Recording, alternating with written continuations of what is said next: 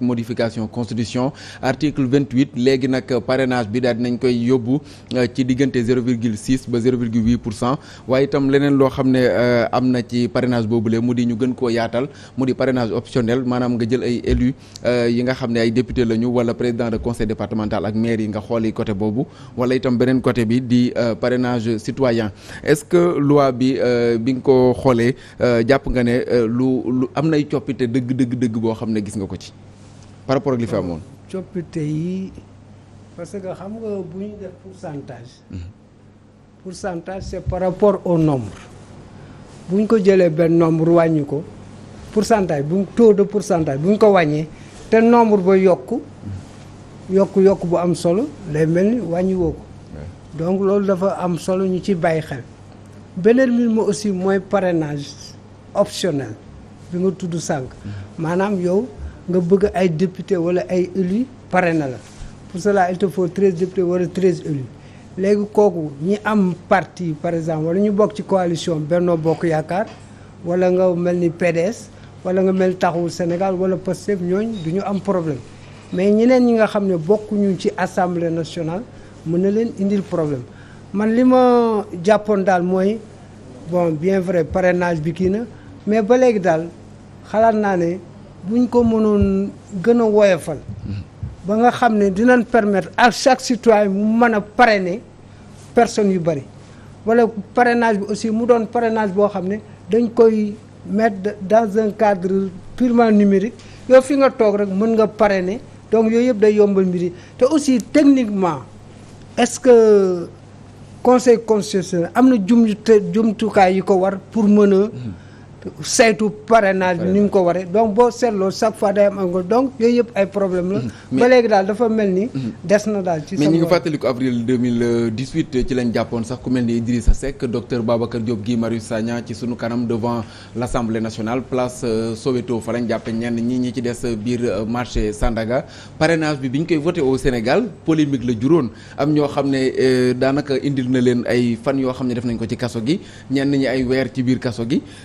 tey ñu jàllale ko démb daanaka sans bavure sans rien en tout cas à l'Assemblée nationale est-ce que doon nga ci xaar mu jàll gu yomb gi à l'Assemblée. man loolu toujours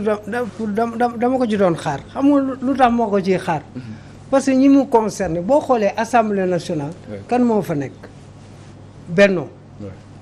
kan moo fa nekk PDS kan moo fa nekk Taxawu Sénégal ñoom boo leen xoolee rek Benno am na 80 députés Taxawu Sénégal am na 13 députés wala 14 PDS am na 27 députés te ñoom aussi xam nga boo gisee ni ñu agenda bi ñuy jël yi indi polémique yëpp dañ ko njëkk a réglé. je pense 17 lañ fa. waaw li ñuy indi polémique dañ ko réglé léegi bu ñu ko réglé ba pare léegi yow mi nga xam ne dangaa soxla nekk candidat yooyu ñëw il faut nga sóoraale ni échange de bons procédés la waa PDS ak waa Taxawu Sénégal mënuñu def leneen. parce que il faut ñu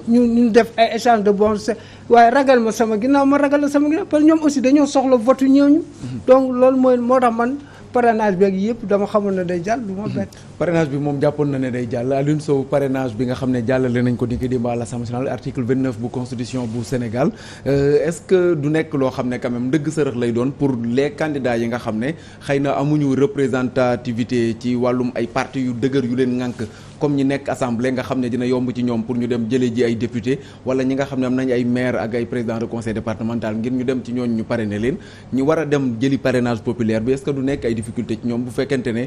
seuil bi ba léegi wàññi nañ ko mais terewul buñ ko relativiser day ëppaat daanaka nombre bi nga xam ne moom la ñu doon laaj en 2019. parrainage bi Issa ce sont c'est parrainage bi pour ay les grands partis la. Pour les grands partis la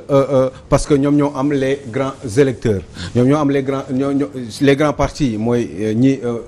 monsieur Demba Ramata léegi cité léegi muy Taxawu PDS et puis le Benno ñu des ñëpp ñoom rek ñoo représentatif au niveau de l'Assemblée nationale sinon il y a quelques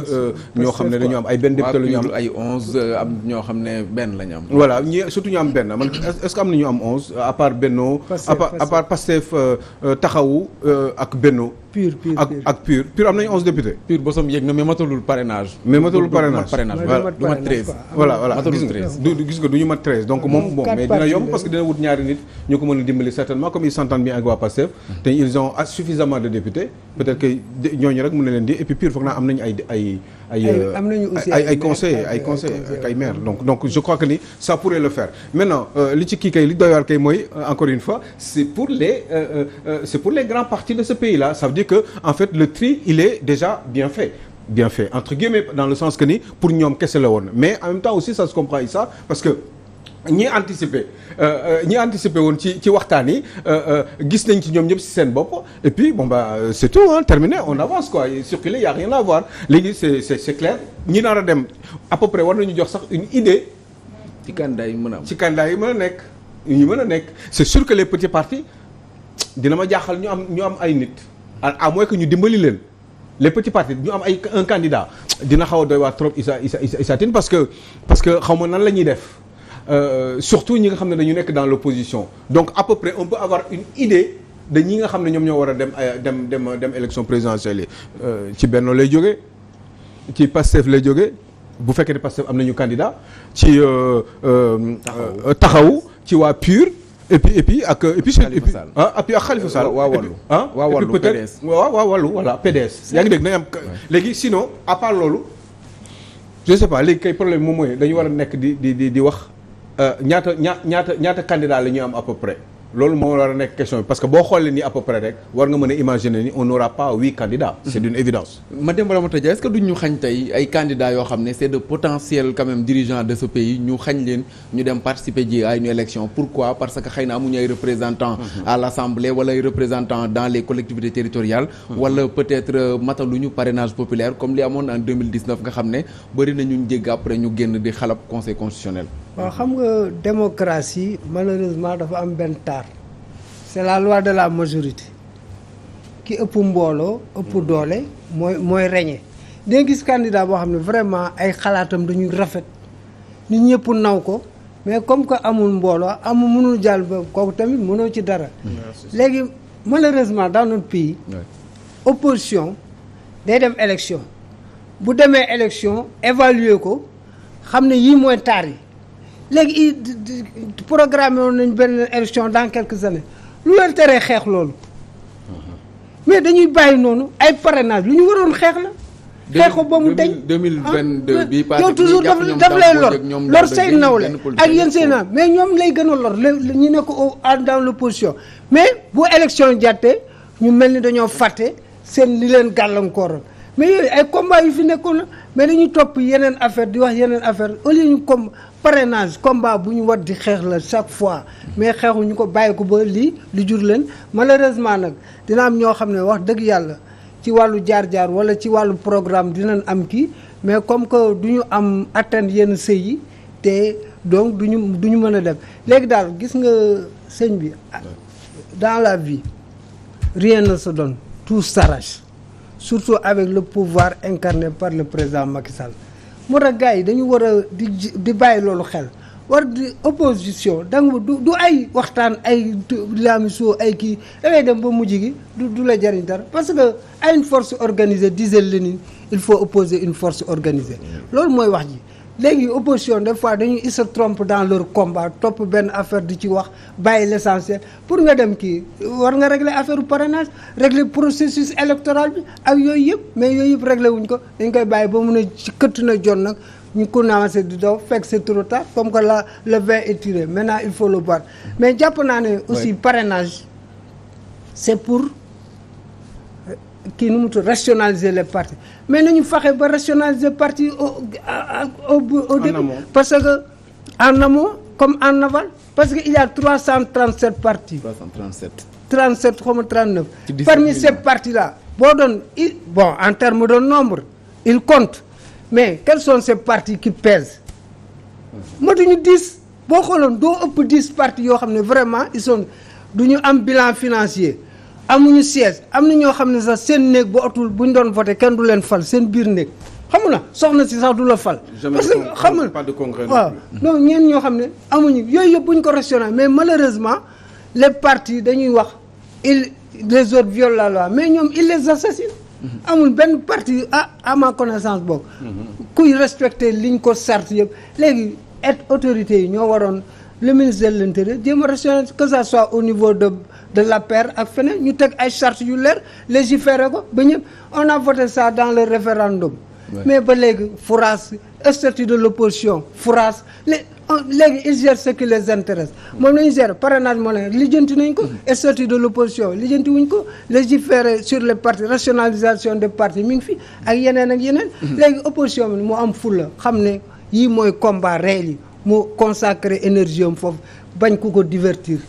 élection 2019 yi 5 candidats lañ amoon Boun Abdallah Dionne dégg nañ ko bi muy def prédiction ne du weesu loxo finalement weesu ko bii aussi par rapport ak parrainage bi yaa ngi koy wax sànq ne faaw ñu lijjanti même avec parrainage optionnel bi ñaata candidats lañ mën a am xëy na à part ñiy wuti ci beneen parrainage bi mu di citoyen bi nga xam ne à part parrainage élu yi ñiy wuti citoyen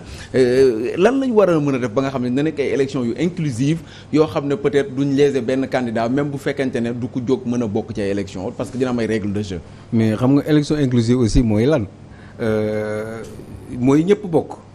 mais ñëpp mënuñu bokk ci élection. ñu wàññi règles yi xaw a oyofal. mais wàññi règles yi mais teg aussi ay règles yoo xam ne justement ki nga xam ne dafa war a bokk mu rentrer dans le cadre légal. bu fekkee ne loolu aussi Issa mënul am parce que man pour man ku war a nekk candidat à une élection présidentielle man waxuma woon sax ni parrainage mais da nga war a am benn espèce su niveau de crédibilité boo xam ne toll na fenn fu ñuy mën a nangu xel mën a nangu ne yow war nga mën a nekk candidat mais Issa imaginez bien toutes ces candidatures fantoches là qui se déclarent du jour au lendemain au Sénégal ces gens-là ne doivent pas être candidats parce que élection présidentielle aussi dafa cher ça coûte de l'argent et donc xaalis boobu yëpp moyens yooyu ñu nar ci def yëpp plus candidature yi di yokku plus xaalis bi di yokku ci pour les élections et loolu charge la pour l'État du Sénégal et justement pour le contribuable sénégalais donc je pense que ni li ñu war a def mooy réfléchir véritablement mais du Assemblée nationale bii ma gis ni mooy lijjanti problème bu parrainage parce que je vous dis l'année prochaine ou dans 2 ans dans quelques années dinañu waxaat waxu parrainage dañ ko giyaat je crois que ni dañ ci saytuwaat amaat yu ñu ci defaat parce que xam nga lu tax parce que dama yaakaar ni peut-être que dañu nekk en apprentissage toujours démocratique et on essaie de s'organiser mëtaleeguñu donc au fur et à mesure gis nga bee passé ni mu meloon léegi ñi ngi jéem a avancer voilà ñi ngi yokk ci élu yi mais est-ce que ci diggante bi ci 5 ans Macky Sall yi est-ce que xalaatoo woon ni waroon nañu mën a lijjanti mbir mi véritablement en profondeur ba nga xam ni yu bari dootuñu ci waxaat day nekk suñu ginnaaw mais je crois que ni là ils ont un petit peu travaillé en urgence pour régler quelques problèmes spécifiques et puis le reste après on verra ça plus tard xëy na un autre président moom moo koy lijjanti et ça je trouve que c'est dommage parce que ils ont attendu au dernier moment pour s'en occuper maintenant comme il dit le vin est tiré il faut bien le boire et puis faire avec les moyens du bord li nga am ngay duggee marché mais ci li ñu am boobu comme je l'ai dit tantôt je ne pense pas que on aura plus de 8 candidats voilà parce que tout simplement population bi augmenté na parce que kiiw électoral bi nombre kii nu mu tudd fichier bi augmenté yokku na donc forcément nit ñi xaw nañu yokku Sénégal parti dina yokku et puis ñi war a candidats yi forcément day yokku donc li nekkoon ba passé la fois dernière muy 5 candidats et ça je pense que ni on tournera autour de 7 à 8 candidats maximum et encore je suis gentil quand je dis 7 parce que bu fekkee ni 6 la aussi du ma bett mais gëwuma ni dinañ ko dépasser te parti ñi nar a dem gis nañ ko nii à l'œil nu ñi war a participer ci élection boobu Issa te donc moom maa ngi leen koy citer léegi mooy pur xam nga ni bu ñu bëggee candidat dañuy dem parce que am nañu 11 députés bu ñu bëggee yeneen ñaari conseillers quelque part wala président de conseil départemental député parce que non élu yi ak bële dañ ko séparé. non dañ ko député yi ngay jël wala nga jëli bële optionnel la. optionnel la ah tu vois je sais